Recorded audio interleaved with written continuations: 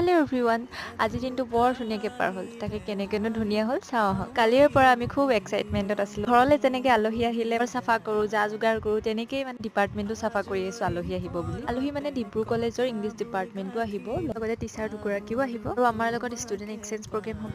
চাওঁ আহক আমি কি কি কৰিলোঁ। মানে ফৰ্মেল মিটিং এখন হ'ল, সেইটো মই শ্বুট কৰিব নোৱাৰিলোঁ, মোৰ হাততে ফোনটো নাছিলে, ইমান ব্যস্ত আছিলোঁ। ত' এয়া আমাৰ ৰিচেণ্টলি গ্ৰেজুৱেটেড বা দাদা সকলো আহিছে, ভাল লাগিলে তোমালোক অহাৰ কাৰণে। তাৰপিছত এয়া আমাৰ ইনফৰ্মেলটো ষ্টাৰ্ট হ'ল। আমি এয়া সৃষ্টিয়ে খুব ধুনীয়াকৈ নাচিলে। তাৰপিছত এয়া ডিব্ৰু কলেজৰ ষ্টুডেণ্ট খুব ধুনীয়া গীত গালে। আমাৰ বিউটিফুল মেমে ডান্স এনজয় কৰি আছে। এয়া স্বপ্নীলো নাচিছে, খুব ধুনীয়া নাছিলে। ই একদম পৰি পৰি নাছিলে আৰু। তাৰপিছত আমি এয়া বহুত কিবা কিবি কৰিলোঁ, কিন্তু 1 মিনিটৰ ভিডিঅ'ত দিবলৈ বহুত অসুবিধা হৈছে। সেইটো কাৰণে মই আৰু এটা ভিডিঅ' আপলোড দিছোঁ, তাত চাব ভাল লাগিব।